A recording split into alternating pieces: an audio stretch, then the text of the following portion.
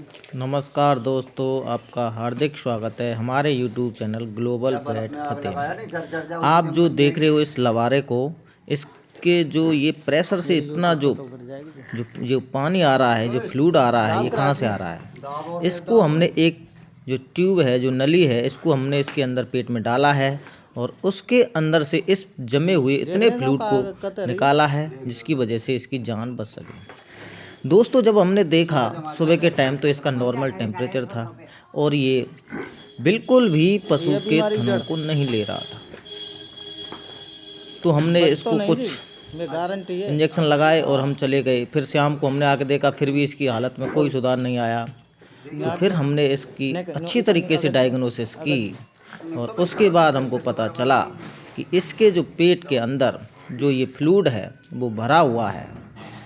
और जो ये फ्लूइड है किसकी वजह से हुआ है, वो था एसिडिक इंडाइजेशन, यानी कि एसिडोसिस।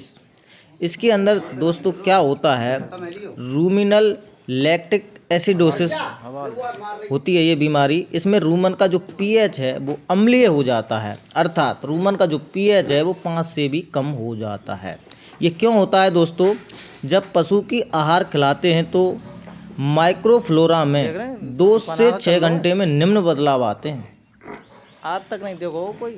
और रूमन में उपस्थित स्ट्रेप्टोकोकस बोनस की संख्या बढ़ जाती है, जिसकी वजह से स्ट्रेप्टोकोकस कार्बोहाइड्रेट को पचाकर अधिक मात्रा में लैक्टिक अम्ल बनाते हैं, जिसके कारण रूमन का पीएच 5 से कम हो जाता है। तो इस स्थिति में जब रूमन का पीएच कम हो जाता है तो रूमन के अंदर जो भी दूध है या और कुछ है, जो खाना खाया है, कोई भी चीज़ हो, वो उसके अंदर पड़ा रहती है और बाहर नहीं निकलती है। और उस स्थिति में जब रूमन का पीएच कम हो जाता है तो ब्लड का जो भी वाटर होता है वो ब्लड के वाटर को अपने रूमन के अंदर खींचने लगता है, जिससे उसका जो घोल है वो बन जाता है और पशु को अपच हो जाती है, जिसकी वजह से जो लवारा है 15 दिन का लवारा। और इसके अंदर जो आप देख रहे हैं, करीब करीब हमने एक टाइम में 5 लीटर की समथिंग इसके अंदर पेट से, ये जो नली ये जो ट्यूब है इसको देख रहे हो, इसके अंदर से हमने 5 लीटर की समथिंग इसके पेट से निकाला है। इसकी हमने फुल कोशिश की है जान बचाने की दोस्तों। तो इसमें हम क्या करेंगे, सबसे पहले डायग्नोसिस होती है, जिस स्थिति में इन दिनों के सर्दी के टाइम में अधिकतर लोग ट्रीटमेंट सही तरीके से नहीं कर पाते हैं, जिसकी वजह से लवारे बहुत जल्दी मौत का मुंह देखते हैं। और ये बहुत ही महत्वपूर्ण कारण है। ये देखिए, हमने इसका करीब करीब एक टाइम में 100% जो इसके अंदर भरा हुआ था फ्लूइड, उसका हमने करीब करीब 70% फ्लूइड निकाल चुके हैं। तो दोस्तों, इसका जो फ्लूइड है इसको हम लगातार 2 दिन से निकाल रहे हैं और उतनी ही मात्रा में निकालना चाहिए, जिसका जैसे 100% है तो उसका 70% निकालते हैं।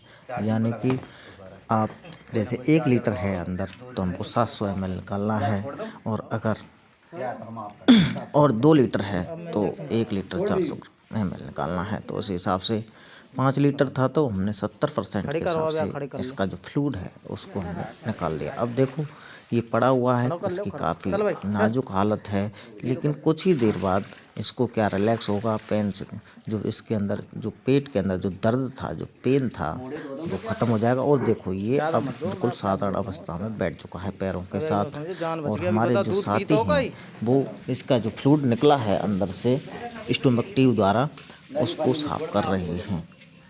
तो ये अब आराम से और शांति से बैठ गया है। और जो हमारे ये पशुपालक भाई हैं, अब ये स्टोमक ट्यूब को है, इसको साफ कर रहे हैं पानी से।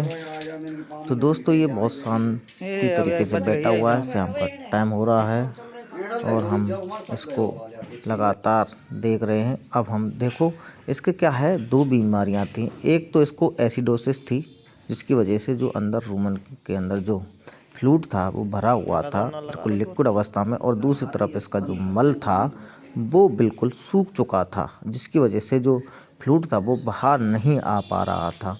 तो इसका जो लेटरिन है बिल्कुल सूख चुकी है, जो कि आप नीचे देख सकते हो, बिल्कुल दानेदार अवस्था में है।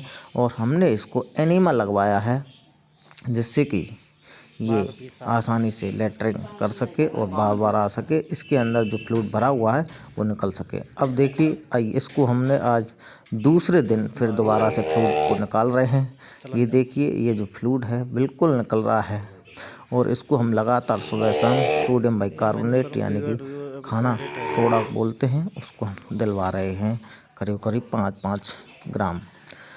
तो दोस्तों इसको लगातार हम इसका फ्लूइड जो है स्टोमक ट्यूब से निकाल रहे हैं। आप ये जो ट्यूब है इससे निकलता हुआ जो फ्लूइड है इसको आप आसानी से देख सकते हो। तो दोस्तों क्या है कि आप जो भी प्रैक्टिस करते हो तो लवारों को बहुत अच्छी तरीके से जांच लें कि कहीं उनको एसिडोसिस तो नहीं है जिसकी वजह से उनकी जान चली जाए। तो ये डायग्नोसिस है, इसको सही तरीके से करें जिससे कि आप लवारों को बचा सकें। और जो एसिडोसिस है इसका क्या है, कई प्रैक्टिशनर्स जान ही नहीं पाते हैं कि बीमारी होती क्या है और करना क्या चाहिए। तो इस कंडीशन में क्या है, जब एसिडोसिस होती है तो इसमें कभी कभी टेम्परेचर डाउन भी चला जाता है और कभी कभी नॉर्मल भी होता है, और या फिर अपर टेम्परेचर होता है तो 1 डिग्री या 2 डिग्री के समथिंग हो सकता है। तो हम इसका लगातार 2 दिन 3 दिन से फ्लूइड निकाल रहे हैं शांति से धीरे धीरे, जिससे कि जो इसकी रूमन है वो आपस में पिचक नहीं जाए, रूमन की जो मेम्ब्रेन्स हैं वो चिपक नहीं जाएं, क्योंकि इसको फिर और ज़्यादा नुकसान हो सकता है। तो इसका जो फ्लूइड है हम उतनी ही मात्रा में निकालते हैं जिसको हमको आवश्यकता होती है, क्योंकि अब हमको जो ये डिजीज़ है काफ़ी ख़तरनाक है, तो इसको हमको बहुत धीरे धीरे तरीके से सही करना है, एक साथ नहीं। देखो ये कितनी अच्छी तरीके से बैठा है, इसका हमने फ्लूइड निकाल चुके हैं दूसरे दिन। अब थोड़ा सा इसको सहारा दिलवा रहे हैं क्योंकि ये देखो आराम शांति से खड़ा हो गया। इसको हमने काफ़ी अच्छी तरीके से 2 दिन से हमने इसका फ्लूइड जो है वो हम निकाल चुके हैं। तो दोस्तों हमको काफ़ी मशक्क़त करनी पड़ रही है इस लवारे को बचाने के लिए। अब देखो ये थोड़ा सा जुगाली कर रहा है, इसके मुंह से जो फ्लूइड है हमने जो नली डाली थी उसकी वजह से भी हल्की सी प्रॉब्लम हुई है। तो दोस्तों हमारे जो पशुपालक हैं, अब हमने इसको इलेक्ट्रोलाइट जो बोतल है उसको देने का निर्णय लिया है और हमने इसको अब IV फ्लूइड थेरेपी चालू कर दी है। इसका जो ब्लड है बिल्कुल गाढ़ा हो चुका है, क्योंकि जो इसका ब्लड का जो वाटर था यानी पानी था वो इस एसिडोसिस के अंदर आ गया था और जो ब्लड जो था वो गाढ़ा हो गया, यानी कि जब ब्लड से पानी निकल गया तो उसके बाद वो ब्लड है वो गाढ़ा हो गया। तो इसके लिए हमने इसको इलेक्ट्रोलाइट और सोडियम बाइकार्बोनेट इंजेक्शन IV देंगे। तो इसके लिए हमने रेंटोज को IV लगाया है, 500 ml है और आराम शांति के साथ हमने IV इसको लगा दिया है। और ये हमारी माताजी हैं पशुपालक भाई की जो इस बोतल को पकड़े हुई हैं। देखिए ये रेंटोज बोतल है, इसको हमने IV कर रखा है और आराम से शांति से इसको चढ़ा रहे हैं, क्योंकि इस जो लवारा है इसकी जो इलेक्ट्रोलाइटिसिटी है, शरीर की जो पावर क्षमता है वो कम हो चुकी है, जिसकी वजह से हमको ये बोतल लगानी पड़ रही है। साथ साथ एसिडोसिस का भी ट्रीटमेंट चल रहा है और लगातार 2 दिन से एनीमा भी हम लगवा रहे हैं, क्योंकि इसकी जो लैट्रिन मार्ग है वो पूरी तरीके से सही तरीके से काम करने लग जाए और इसकी अच्छी तरीके से जान बच सके। तो दोस्तों आप हमारी इस वीडियो को अंत तक देखें और हमको प्यार देने के लिए इस वीडियो को लाइक करें, शेयर करें और कमेंट करें और अपने दोस्तों से हमारे चैनल को सब्सक्राइब करवाएं दोस्तों, जिससे कि हमको आने वाली वीडियो में और भी संबल मिल सके, जिससे कि हम और अच्छी वीडियो आपको ला सकें।